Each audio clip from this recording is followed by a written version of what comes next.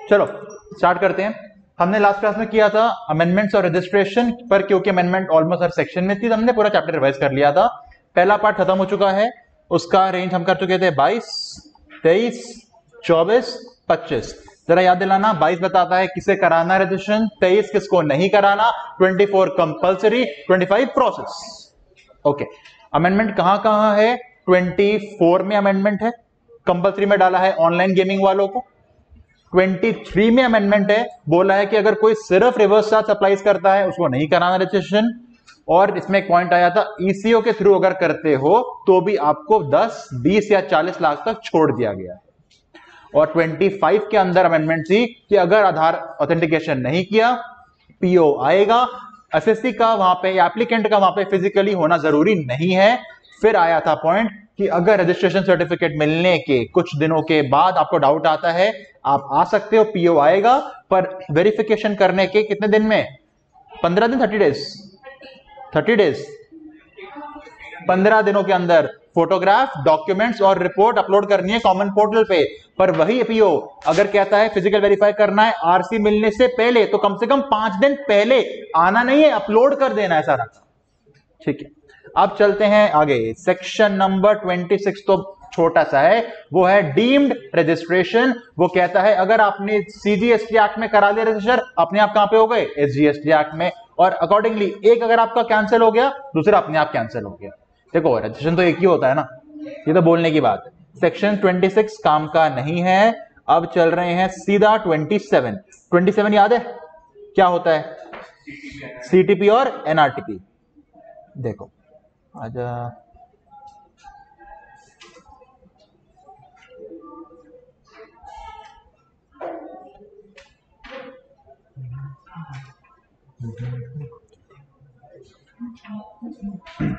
अच्छा एक पॉइंट मुझे आपको बताना था, वो लास्ट क्लास में रह गया था। किन लोगों को आधार ऑथेंटिकेशन मैंडेटरी नहीं होता, ये एक इंपॉर्टेंट पॉइंट है। मैं आपको बता देता हूं एक बार, ये रह गया था लास्ट क्लास में।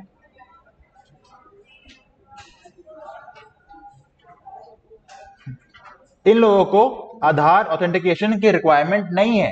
पहला, जो इंडिया का सिटीजन ही नहीं है, उसे कहां से आधार मिल जाएगा भाई? सेकंड, कोई डिपार्टमेंट है गवर्नमेंट का, वो कहां से लेके आएंगे Aadhaar? Local authority, body, PSU. भाई आधार तो इंडिविजुअल का बनता है, इनका आधार बन सकता ही नहीं है, तो इन पर रिक्वायरमेंट नहीं है। और लास्ट जिसके पास क्या है? UN, UIN, unique.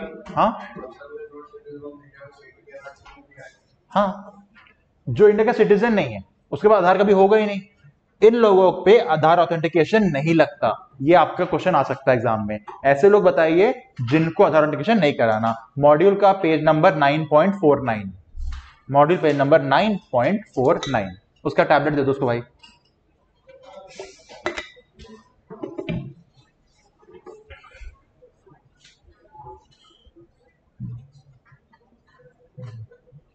Rule 10A bank वाला याद है? अमेंडमेंट क्या थी बैंक में? अब बैंक नंबर कब देना है आपको? Within 30 days from the RC और before the date of GSTR 1 या फिर IFF, whichever is earlier. याद रखना। आईटीसी के अंदर हम देख चुके थे कब से माना जाते हो, और आरपी अगर लायबल होने के 30 डेज में अप्लाई कर दिया तो तभी से, उसके बाद अप्लाई किया जब मिलेगा तब से। ये हम जान चुके हैं पूरा। ये आ जाओ आगे। Section number 27 CTP NRTP. देखो आपको इसमें क्या याद रखना है, जितना याद रखना है उतना बता रहा हूं मैं, बाद में आराम से नोटिंग कर लेना। सुन लो अभी।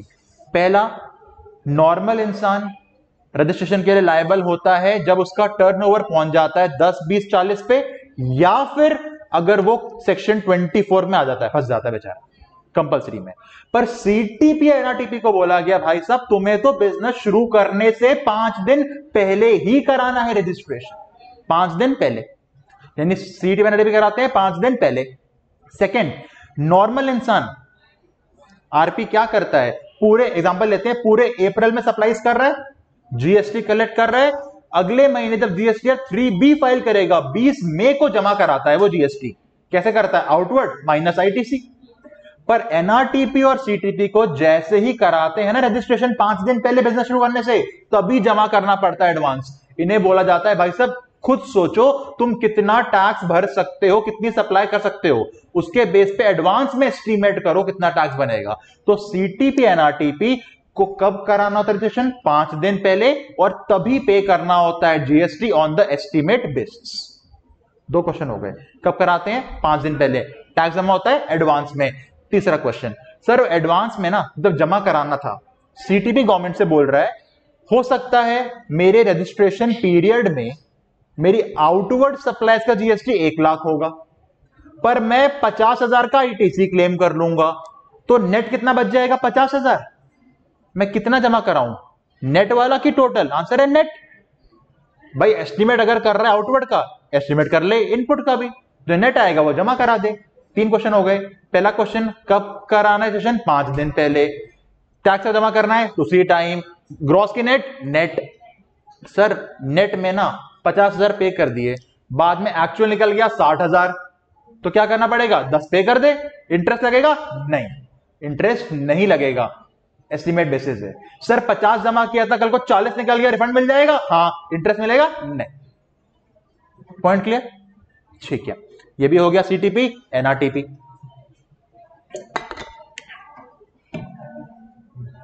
ओके, इसमें और कुछ तो काम का नहीं है, इतना ही काम का बस। हाँ है काम का, सॉरी। एक रजिस्टर्ड पर्सन, अगर मैं गवर्नमेंट से बोलूं मैं नॉर्मली अपने आप को रजिस्टर कराना चाहता हूं, मुझे पढ़ाना है, एजुकेशन सर्विस में कराना चाहता हूं, रजिस्ट्रेशन कराना चाहता हूं, कोई वैलिडिटी पीरियड है मेरा, या जब तक चाहूं कर सकता हूं? जब तक चाहूं, मेरी मर्जी भाई। पर सीटीपी एनआरटीपी इन पे है वैलिडिटी कितने दिनों की? 90 डेज। 3 महीने मत बोलना, 90 डेज। सीटीपी हो एनआरटीपी हो, कराएगा तो बिजनेस से 5 दिन पहले, पर वैलिडिटी ओनली 90 डेज। सर 90 दिन के बाद अगर और एक्सटेंड करना चाहे, एक बार एक्सटेंड कर सकता है। कितने दिनों के लिए? फिर से 90 डेज। यानी इसका बन सकता है 90 + 90 = 180 डेज। एग्जाम में क्वेश्चन आएगा, जब सीटीपी अपना कराता है रजिस्ट्रेशन, वो मैक्सिमम कितने दिनों के लिए करा सकता है? 180 नहीं, 90। वो तो एक्सटेंड कर सकते हो, होगा तो 90 डेज के लिए मैक्सिमम। 40 का कराना है कराओ, 50 कराना है कराओ, maximum 90। It can be further extended up to next 90 days. उसके बाद दोबारा नहीं भाई, इतना एक्सटेंड कर रहे हो तो कैजुअल कहां से रहे, नॉर्मल आरबी बन जाओ। पॉइंट समझ आ गया? ठीक है, ओके। ये हो गया, वैलिडिटी पीरियड होता है 90 + 90, एडवांस डिपॉजिट करना होता है। ग्रॉस की नेट? नेट। कल को कम पड़ गया तो एक्स्ट्रा पे कर दो, इंटरेस्ट लगेगा? नहीं। रिफंड आ रहे ले लो, इंटरेस्ट मिलेगा? नहीं। खत्म सीटी एनआरटी, इतना ही है। सेक्शन 27 इतना ही पढ़ना है बस। 26 तो सिंपल है, डी यूनिट बता ही दिया मैंने आपको, छोड़ दो।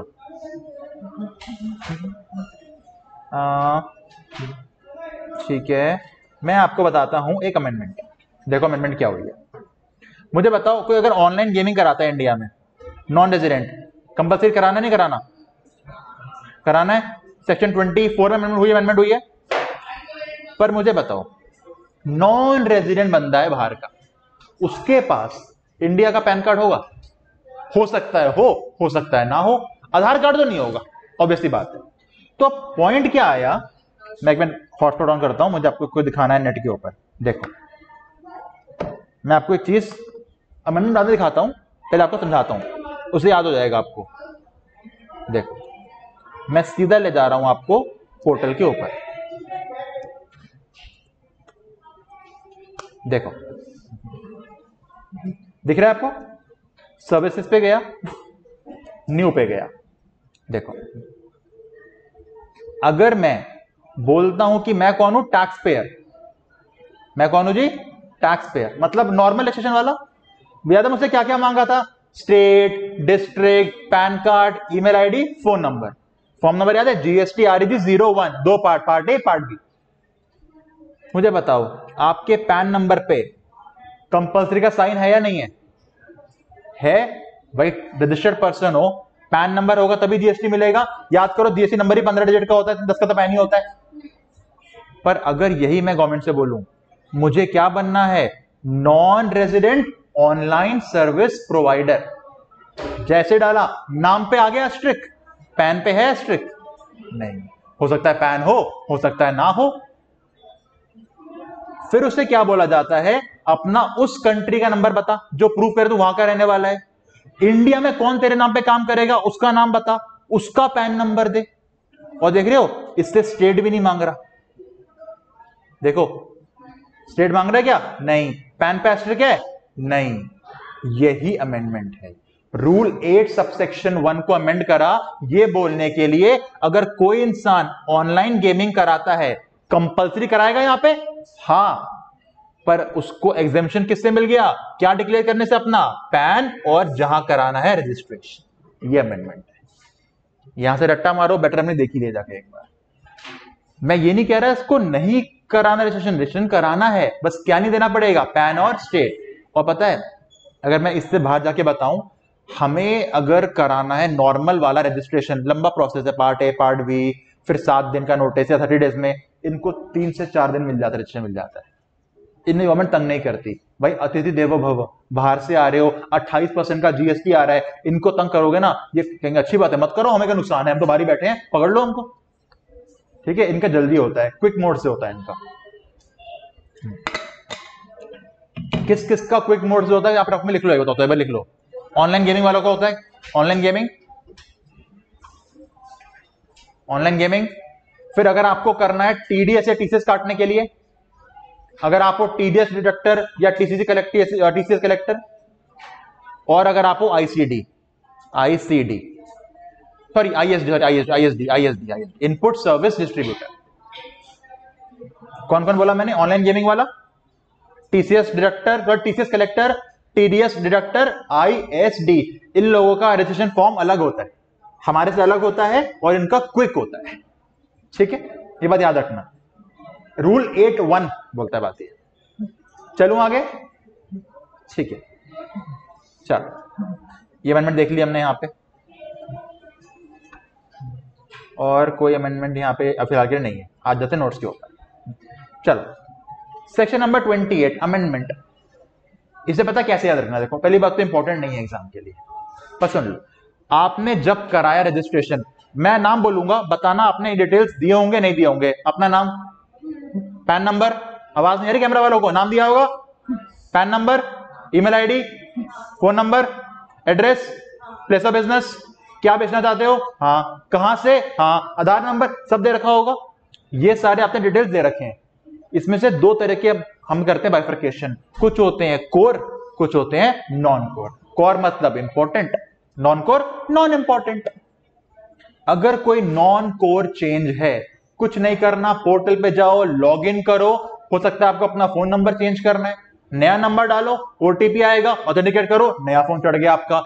ईमेल आईडी नहीं डालो, ईमेल आईडी उस पे ओटीपी आएगा, डाल दो, हो गया वो।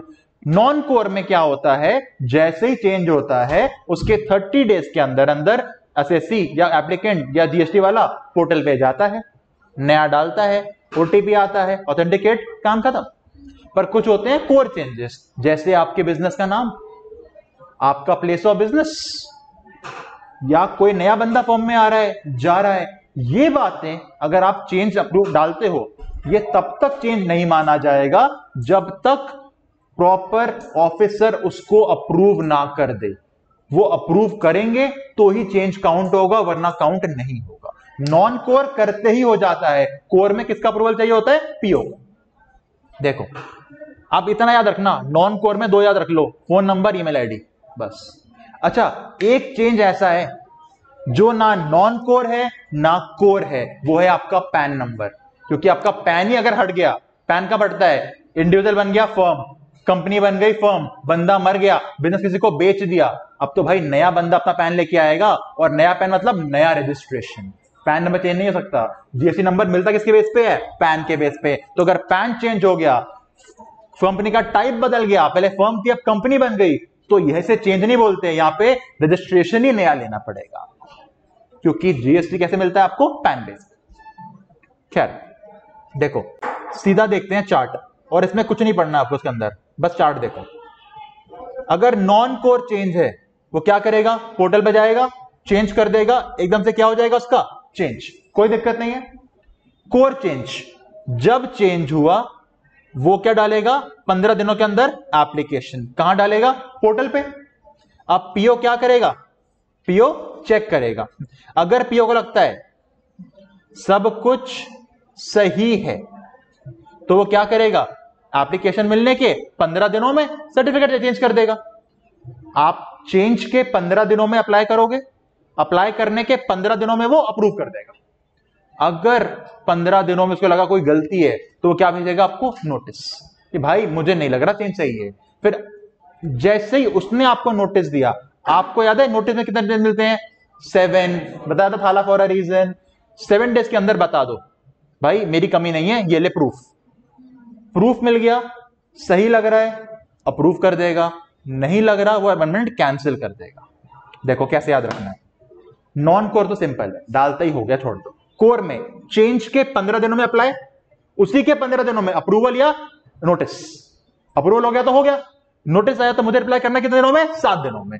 उसके बाद मान गया तो चेंज, नहीं माना तो रिजेक्ट। यानी टाइम लिमिट क्या हो गई, 15, चेंज के 15 दिनों, देखो C+15, चेंज +15 में क्या करना है मुझे, अप्लाई। उसके 15 में या तो करेगा एक्सेप्ट या करेगा रिजेक्ट। एक्सेप्ट हो गया तो हो गया, रिजेक्ट कर दिया तो 7 डेज में क्या करना है मुझे, नोटिस का रिप्लाई। उसके बाद वो अप्रूव कर देगा या रिजेक्ट कर देगा। 15 + 15 + 7, कोई दिक्कत नहीं, क्वेश्चन नहीं आता एग्जाम में। आ जाओ। हाँ ये इंपॉर्टेंट है, कैंसलेशन, सस्पेंशन, 29, 30 रेवोकेशन। देखो मुझे बताओ आपका जीएसटी नंबर कैंसिल क्यों हो सकता है, क्या लगता है क्यों होता होगा? गलत इन्फो तो आप कह रहे हो ये तो डिपार्टमेंट कैंसिल कर रहा है, क्या पता मैं खुद कैंसिल कराना चाहता हूं। मैं खुद कैंसिल क्यों करा सकता हूं, बिजनेस बंद करना है मेरे को, वर्क कर लिया बिजनेस, या फिर मैं 22, 23, 24 से बाहर हो गया। 22 ने बोला लिमिट ज्यादा है, लिमिट कम हो गई, 24 कंपल्सरी था, बाहर हो गया मैं। यानी या तो एप्लीकेंट बोलेगा कैंसिल कर दो जी, या डिपार्टमेंट कैंसिल कर देगा। एप्लीकेंट का बोलेगा जब उस पर 22, 23, 24 लगना बंद हो चुका है, या उसको बिजनेस बंद करना है अपना। डिपार्टमेंट का बोलेगा जब गलती करिए। 2 ही पॉइंट्स हैं, इसे कहते हैं कैंसिलेशन। हो सकता है सुओ मोटो, मतलब मोटा, मतलब मोटा कौन, पीओ अपने आप कैंसिल कर देगा, और या फिर कौन अप्लाई कर सकता है, एप्लीकेंट। पता है लास्ट टाइम मैंने सेम जोक मारा था, सुओ मोटो मतलब मोटा ऑफिसर। बच्चों कमेंट आया वीडियो पे, सर सुओ मोटा मतलब होता है सेल्फ, इसका मतलब मोटा नहीं होता। मैंने कहा अच्छा, मुझे तो पता ही नहीं था, बात ही आ रही है। ऐसे कमेंट करते हैं बच्चे यार क्लास में। हाँ खैर देखो, मैं आपको सीधा बताता हूं, सुओ बंदा कब अप्लाई कर सकता है, बिजनेस बंद कर रहा है, अब वो 22-24 में है ही नहीं, या फिर वो अपना बिजनेस किसी और को देके जा रहा है, अमाल्गमेशन कर रहा है, डीमर्जर कर रहा है। अभी मैंने बताया ऐसा कुछ काम करोगे तो नया पैन नंबर लेना पड़ेगा, नया पैन मतलब नया रजिस्ट्रेशन। ठीक है जी, अच्छा आ जाओ, ये इंपॉर्टेंट है। रजिस्टर्ड पर्सन का कैंसलेशन डिपार्टमेंट सुओ मोटो कब कर सकता है? देखो जी, सबसे पहले उसने कोई रूल तोड़ा, कोई रूल तोड़ा, आते हैं उसके ऊपर भी। देखो सबसे इंपॉर्टेंट आ जाओ यहां पे, ये इंपॉर्टेंट ले लो पहले तो। आप किसी ने वॉलंटरी बोला था, एक रजिस्टर्ड पर्सन ने गवर्नमेंट से कहा था मुझे कराना है रजिस्ट्रेशन, नई टर्नओवर क्रॉस हुआ कोई बात नहीं, सेक्शन 24 नहीं लगा कोई बात नहीं, मुझे 2 रजिस्ट्रेशन गवर्नमेंट ने दे दिया। वॉलंटरी लिया, सर्टिफिकेट मिलने के 6 महीने हो गए, बिजनेस स्टार्ट ही नहीं कर रहा था, भाई क्या मजाक है, कैंसिल करो उसका नंबर दो। वॉलंटरी लिया तो कितने महीने काम स्टार्ट करना चाहिए, 6 महीने में। काम स्टार्ट कर दिया तो ठीक, वरना क्या कर देंगे, कैंसिल। एक तो भाई हर चीज में आता है ये चीज, तो आपने कैसे लिया नंबर, फ्रॉड से, मिस स्टेटमेंट से, बातें छुपा के, ये तो कैंसिल होगा। 2 चीजें हो गई, पहला वॉलंटरी मांगा, मिलने के 6 महीने में काम ही स्टार्ट नहीं किया। सेकंड, बाद में गवर्नमेंट को पता लगा अरे जैसे नंबर लिया था ना फ्रॉड था, मिस स्टेटमेंट था, बातें छुपाई गई थी हमसे, ये नॉर्मल चल रहा था। अब आ जाओ ध्यान से, कॉम्पोजिशन डीलर सेक्शन 10 वाला, याद करो हर क्वार्टर में बनाता है स्टेटमेंट CMP 08, और साल खत्म होते ही, मान लो फाइनेंशियल ईयर 23-24, कब खत्म हो गया होगा, 31 मार्च 24 को, अप्रैल of the next financial year 30 अप्रैल को रिटर्न फाइल करता है GSTR 4। यानी मैं कहना चाहता हूं, अगर बात करूं मैं फाइनेंशियल ईयर 23-24 की, इसकी कॉम्पो वाला एक ही रिटर्न फाइल करेगा, वो आएगा 30 अप्रैल 24 को GSTR 4। एक ही रिटर्न थी ना, भाई साहब ने 3 महीने डिले कर दी। यानी अप्रैल के बाद काउंट कर लो, मई खत्म, जून खत्म, जुलाई खत्म, ये खत्म हो गया ना, गुस्सा आ गया पीओ को, कह रहा है एक रिटर्न फाइल करनी साल में, लेट करी समझ आती है, कितनी लेट करी, 3 महीने, कैंसिल। 3 महीने कैंसिल। तो क्या क्या पॉइंट्स आगे बताना सुओ मोटो में। वॉलेंटरी मांगा, 6 महीने बिजनेस स्टार्ट नहीं किया, या फिर कैसे लिया था, फ्रॉड वगैरह से, या कॉम्पो वाला बंदा है 30 अप्रैल निकले 3 महीने हो गए, बाहर करो उसको। पॉइंट समझ आया। अब बात करते हैं नॉर्मल रजिस्टर्ड पर्सन की, जो कॉम्पो में नहीं है, वो नॉर्मल था। यहां क्या बोला गया है देखो, नॉर्मल इंसान जो मंथली रिटर्न फाइल करता है, मतलब हर महीने 1 3B 6 महीने निकल गए, भाई साहब ने रिटर्न फाइल नहीं करी। और जब मैं रिटर्न की बात कर रहा हूं, मैं GSTR 3B की फाइल बात कर रहा हूं। 3B कितने महीने फाइल नहीं करी? 6 महीने। इसमें पता सबसे इंपॉर्टेंट वर्ड कौन सा है? कॉन्टिन्यूस। 4 महीने फाइल नहीं करी, फिर एक बार फाइल कर दी, फिर फाइल नहीं करी, फिर कर दी। वैसे प्रैक्टिकली पॉसिबल नहीं है, जब तक लास्ट रिटर्न फाइल नहीं करते ना, आप करंट वाली नहीं फाइल कर सकते। पर ठीक है, हाइपोथेटिकल। लगातार 6 महीने फाइल नहीं करोगे ना, तो क्या हो जाओगे? कैंसलेशन के लिए फंस जाओगे। नॉर्मल इंसान को रिटर्न कितने बार फाइल करनी है? कब तक फाइल नहीं कर रहा? 6 महीने। कॉम्पो वाले में क्या पॉइंट था? अप्रैल के बाद 3 महीने। सर ये QRMP वाला होता तो, अगर QRMP वाला होता, एक क्वार्टर में कितने महीने होते हैं? 3 महीने होते हैं। जो मंथली स्कीम में था उसे कितने महीने टाइम दिया था? 6। QRMP में 6 महीने कितने क्वार्टर के बाद होंगे? 2 क्वार्टर। ये लो, 2 टैक्स पीरियड, मतलब 2 क्वार्टर है। 6 महीने ही, बस यहां क्वार्टर बोल दिए 2 और महीने बोल दिए 6। पॉइंट समझ आ गया? किस किस को कैंसिल करा जा सकता है? वॉलेंटरी मांगा, 6 महीने बिजनेस स्टार्ट नहीं किया। कॉम्पो वाला था, अप्रैल के बाद 3 महीने रिटर्न फाइल नहीं करी लगातार। उसके बाद नॉर्मल इंसान 6 महीने तक, मंथली में है तो रिटर्न फाइल नहीं करी, QRMP में है तो 2 क्वार्टर फाइल नहीं करी, या फिर आपने नंबर ही कैसे लिया था? फ्रॉड वगैरह से। आप क्या हो जाओगे? सीधा सीधा कैंसिलेशन के लिए लायबल। अब रह गया ये वाला पॉइंट, किसी रजिस्टर्ड पर्सन ने किसी रूल्स को तोड़ा। रूल क्या तोड़ सकता है? देखो देखो रूल क्या तोड़ सकता है। जहां से बोला वहां से बिजनेस नहीं कर रहा, इनवॉइस जैसे काटना होता है उस तरह से इनवॉइस ही नहीं काट रहा, रूल तोड़ रहा है। सेक्शन 171 एंटी प्रॉफिटिंग मेजर आपके कोर्स में नहीं है, छोड़ सकते हो, इतना याद रखना। 171 को उसने वायलेट किया। अब क्या होता है 171? छोड़ दो। अच्छा, रूल 10A याद है? 10A क्या था? बैंक वाला, बैंक नंबर देना होता है RC मिलने के 30 डेज फर्स्ट के पहले, नहीं दिया, कैंसिल कर देंगे तो उठा के। ITC सेक्शन 16 के अकॉर्डिंग नहीं लिया, याद है? 16(1) 16(2) कंडीशंस थी, नहीं लिया अकॉर्डिंग। या फिर ऐसा महान इंसान GSTR 1 में दिखाता है ज्यादा सामान बेचा, 3B में कम कर देता है। ये क्या बात हुई भाई? और लास्ट 86B जो कहता है अगर 50 लाख का मंथली टर्नओवर है तो 99% ITC लेना, 1% कैश पे करना, वो रूल तोड़ रहा है। इसमें से कोई भी रूल तोड़ोगे, PO क्या कर सकता है? आपका ऑर्डर कैंसिल, सॉरी आपका रजिस्ट्रेशन कैंसिल। देखते हैं कौन कौन से पॉइंट्स। लास्ट में बता रहा हूं, पहले कोई भी रूल तोड़ा उसमें क्या क्या आ जाएगा? जहां से बताया वहां से बिजनेस नहीं किया, ITC गलत क्लेम किया, 16 अकॉर्डिंग क्लेम नहीं किया, बिल गलत काटे, 171 को वायलेट किया, 86B को वायलेट किया, रूल 10A बैंक वाला रूल तोड़ दिया आपने, ठीक है। उसके बाद अगर वो था वॉलेंटरी वाला तो 6 महीने तक काम स्टार्ट नहीं किया, या बाद में पता लगा फ्रॉड से ले रखा है आपने नंबर। मंथली स्कीम में था 6 महीने रिटर्न फाइल नहीं करी, QRMP में था 2 पीरियड रिटर्न फाइल नहीं करी। क्लियर? ये सब रीजंस हैं जहां पे गवर्नमेंट आपका PO आपका रजिस्ट्रेशन कैंसिल कर सकता है। Point clear? ठीक है जी। अब देखो क्या लगता है, सीधा कैंसिल कर देते होंगे, पहले सस्पेंड करते होंगे? पहले सस्पेंड होता है। कभी देखा है किसी पुलिस वाला को पकड़ ले रिश्वत लेते लेते, पहले सस्पेंड करते हैं, इंक्वायरी चलती है, फिर निकाला जाता है। कोई भी सीधा कैंसिल नहीं कर देगा, पहले क्या किया जाता है? सस्पेंड। सस्पेंड में क्या होता है? मौके मिलते हैं आपको, पूरा कर दो जी, नहीं पूरा करा तो कर देंगे कैंसिल। पता है, आप खुद बोलोगे ना मेरा कैंसिल कर दो, तो भी सस्पेंड करेंगे। अच्छा, मैं आपकी बात पूछना चाहता हूं, मैं बिजनेस कर रहा था, करते करते मैंने बोला जी बस बहुत हो गया, प्लीज कैंसिल कर दो।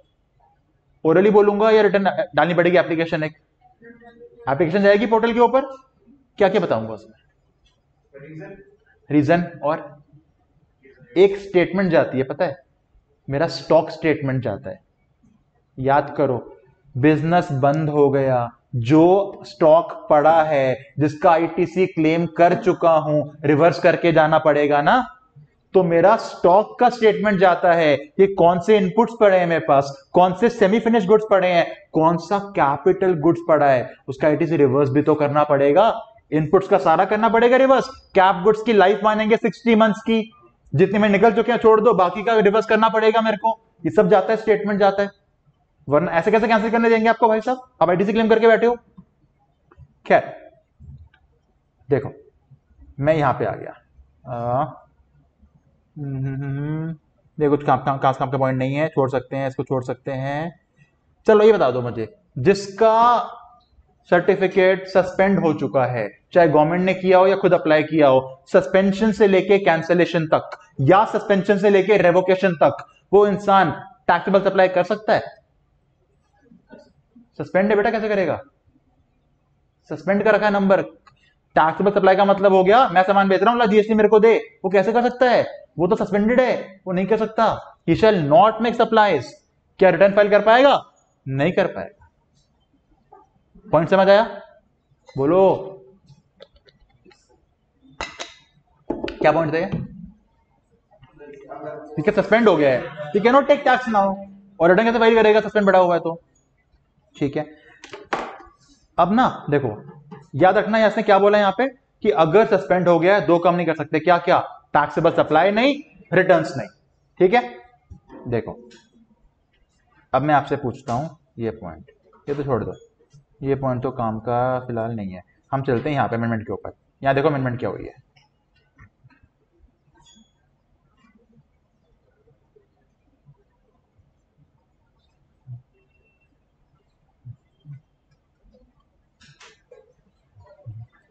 System based suspension. अभी तक पीओ सस्पेंड कर रहा था आपका, अब बोला है सिस्टम, जो उनका डिपार्टमेंट का सिस्टम चल रहा है, कंप्यूटर सिस्टम, ऑटोमेटिक सस्पेंड कर देगा आपका। कब? यहां अमेंडमेंट हुई है। देखो पहला तो वही है रूल 10A। 10A क्या था? बैंक। भाई सिस्टम में दिख जाएगा, इस दिन हमने आरसी इशू किया था, अभी तक उसने अपना बैंक अकाउंट अपडेट नहीं किया है, सीधा क्या हो जाएगा? सस्पेंड। नोटिस भी नहीं आएगा, सस्पेंड सीधा भाई। अब तो सस्पेंड हो गया, मुझे पता लग गया सस्पेंड हो चुका है, I can not make taxable supplies, I can not file returns. मैं जल्दी बैंक के पास गया, अकाउंट खुलवाया, अपडेट कर दिया पोर्टल पे। जैसे अपडेट किया सस्पेंशन हट जाएगा? हट जाएगा, ऑटोमेटिक हट जाएगा, क्योंकि बैंक का पॉइंट था ना।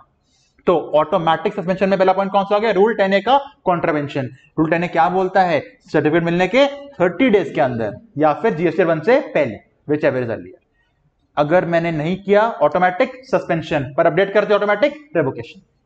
क्लियर है? सेकंड पॉइंट समझो। सेकंड में दिख रहा है आपको ये अर्लियर क्या था? मत पढ़ना। अर्लियर क्यों पढ़ना है? ये अमेंडमेंट शीट है आईसीएआई की, बुक में नहीं होगा कोई, अमेंडमेंट शीट है ये। हम सीधा पढ़ेंगे ये वाला पॉइंट, ये has been substituted. Amendment sheet का पेज नंबर है 23। जो पहले वो क्यों पढ़ना है हमको पता, कंफ्यूज होंगे फालतू में, नया पढ़ते हैं। ये टॉपिक क्या है? सिस्टम अपने आप कब कर देगा आपका सस्पेंड। एक कौन सा था? रूल 10A का कॉन्ट्रावेंशन। अगला देखो क्या बोला, सिस्टम अगर मेरा चेक हो रहा है, मैं फाइल करता हूं जीएसटीआर 1, ठीक है, मैं कहीं से सामान खरीद के लाया होऊंगा, उस इंसान ने 1 फाइल करा तो मुझे 2 भी मिला होगा। अब पता है सिस्टम के अंदर एआई कैसे वर्क कर रहा है? एआई बोलता है देखो भाई, अगर आप ट्रेडर हो, सामान खरीद के बेचते हो, तो बहुत ज्यादा डिफरेंस तो नहीं आना चाहिए दोनों में। कोई भी दुकान वाला अगर 1000 आइटम खरीद रहा है, वो ट्राई करेगा ना 700-800 बिक जाए। आप कर क्या रहे हो? 1000 खरीद रहे हो, 100 बेच रहे हो, क्या पॉसिबल है भाई? साफ दिख रहा है, नकली बिल दिखा रखे हैं आप लोगों ने। तो गवर्नमेंट किसका कंपैरिजन कर रही है? आपके जीएसटीआर 1 का विद आपके सप्लायर के जीएसटीआर 1 से। जिससे आपने सामान खरीदा उसका 1 कंपेयर हो रहा है आपके 1 से। अगर इसमें बहुत ज्यादा डिफरेंस है ना, ऑटोमेटिक सस्पेंड। Automatic suspend. किससे कंपेयर किया? अभी तक पता क्या होता था? अभी तक मेरा 3B मेरे 1 से कंपेयर हो रहा था। अब यहां क्या बोल रहे हैं? मेरा 1 मेरे सप्लायर के 1 से कंपेयर हो रहा है ऑटोमेटिक सस्पेंशन के लिए। देखो अगर मेरे 3B में कम दिखाया, 1 में ज्यादा था, तो पीओ करेगा कैंसिल। पर अगर मेरे 1 में और मेरे सप्लायर के 1 में डिफरेंस ज्यादा है तो ऑटोमेटिक। कैंसिलेशन नहीं है, सस्पेंशन है। अब देखो अगर सस्पेंशन का नोटिस आया मेरे पास, तो मैं क्या करूंगा, मैं उनको रिप्लाई करूंगा। अगर मेरा रिप्लाई मान गए तो कर देंगे कंटिन्यू, नहीं मान पाए तो कैंसिल हो जाएगा। पॉइंट समझ आया? दो ऑटोमेटिक रेवोकेशन, दो ऑटोमेटिक सस्पेंशन हैं। पहला कौन सा था, बैंक अकाउंट, वो तो अपने आप हो जाएगा, बैंक अपडेट करते ही चल जाएगा। सेकंड मेरा जीएसटी 1 विद मेरे सप्लायर का 1, वो करते ही ऑटोमेटिक सस्पेंशन, पर मैंने विद इन टाइम बता दिया सब कुछ सही है जी, तो क्या हो जाएगा, चल जाएगा, वरना कैंसिल। पॉइंट समझ आ गया अच्छे से? ठीक है, ये बाकी पूरा नहीं पढ़ना आपको, ठीक है, ध्यान रखना, बाकी पूरा नहीं पढ़ना आपको। ये 10 देख लिया हमने ऑलरेडी। चलो क्लियर है यहां तक, आगे चलते हैं। ये सारा मत बिल्कुल मत पढ़ना, ये पूरा प्रोसीजर कैसे कैंसिल करते हो नहीं पढ़ना, बिल्कुल मत पढ़ना बुक के अंदर। बुक पे आ गया हूं, सब छोड़ देना, ये कुछ काम का नहीं है आपके लिए।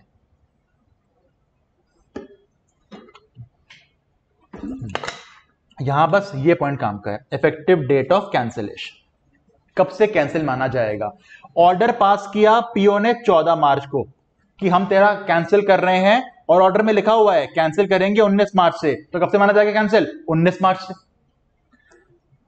यानी इसे कहते हैं ऑर्डर कैंसिल कब से, मतलब कैंसिलेशन कब से मानी जाती है, डेट ऑफ ऑर्डर और the date mentioned in the order, whichever is later, whichever is later. ये बात ध्यान रखो। चलो ये भी हो गया, या कुछ काम का नहीं है आपके लिए, नहीं दिखेगा आपको पॉइंट्स, आपको ये ऑलरेडी बता चुका हूं। जब भी मैं जाऊंगा कि मेरा कैंसिल कर दो, इनपुट्स और कैप गुड्स का रिवर्सल करना पड़ेगा।